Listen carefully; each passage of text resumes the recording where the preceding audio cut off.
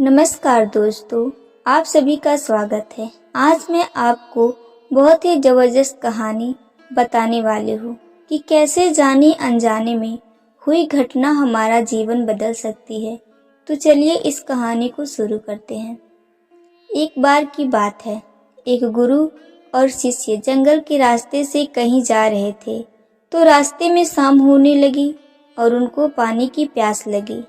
तो पास में एक गांव आया और जैसे ही वह गांव में पहुंचे तो देखा कि एक झोपड़ी थी।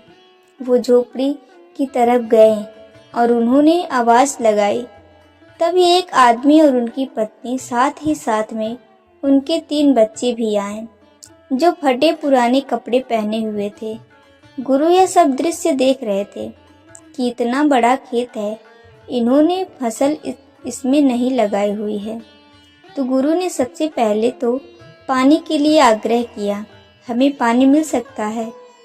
तो उन्होंने गुरु और शिष्य को पानी पिलाया।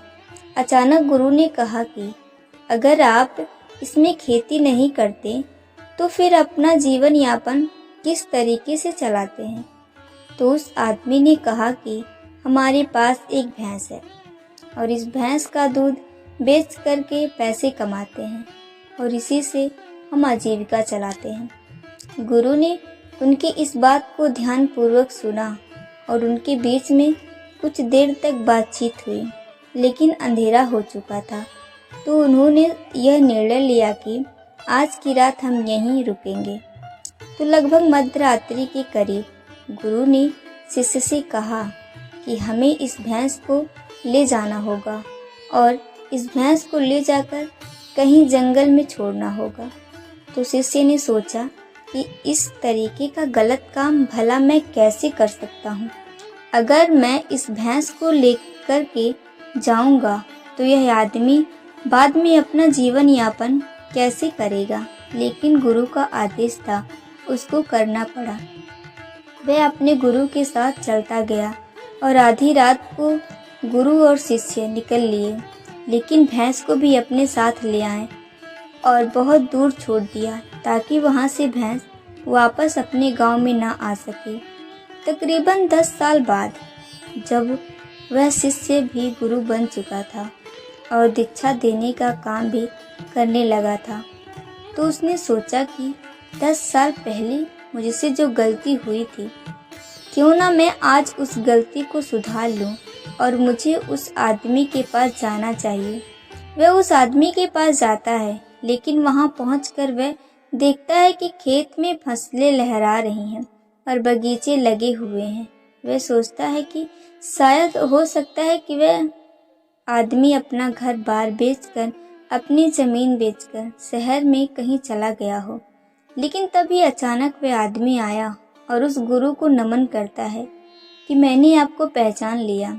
बरसों पहले आप और आपके गुरु साथ आए थे, लेकिन उस दिन रात को अचानक पता नहीं क्या हुआ कि हमारी भैंस हमें छोड़कर चली गई और अब हमें कोई दूसरा काम करना था जिससे हमारी आजीविका पुनः सुचारू रूप से चल सके। हमारे पास कोई विकल्प नहीं था, तो मैं जंगल से लकड़ियाँ काट के लाता था और उसी से जीवन यापन करता था। मैंने बहुत मेहनत की, आम के बगीचे लगाए। धीरे धीरे आम के बगीचे से लोग आम खरीदने लगे और धीरे धीरे मेरा आम बगीचा बड़ा होने लगा और मुझे अच्छे खासे फल और उनसे पैसे मिलने लगे और मेरा बिजनेस बढ़ता गया, मेरा काम बढ़ता गया। अतः यह जो आप देख रहे हैं वह 10 सालों की मेहनत का नतीजा है। तो कहानी से हमें यह शिक्षा मिलती है कि आपके जीवन में कोई भी ऐसी भैंस है क्या जिसको आप नहीं छोड़ना चाहते और सिर्फ उसी से आप कमाई करना चाहते हो, जैसा कि उस आदमी को नहीं पता था कि उसके अंदर टैलेंट है, उसके अंदर इतनी क्षमता है कि गुरु ने उसका भाग्य बदल दिया। हमेशा परिवर्तन तभी होता है जब आपके पास कोई विकल्प नहीं होता, और जब आपके पास कोई विकल्प नहीं होता है तो सिर्फ आपके पास जो रास्ता होता है आप उसी पर चलते हैं, और जब आप उसी रास्ते पर चलते हैं तो जीवन में आपको सफलता ज़रूर मिलती है। अतः मैं यही कहूँगी कि इस तरह की कहानियाँ आप सुनते रहें। धन्यवाद।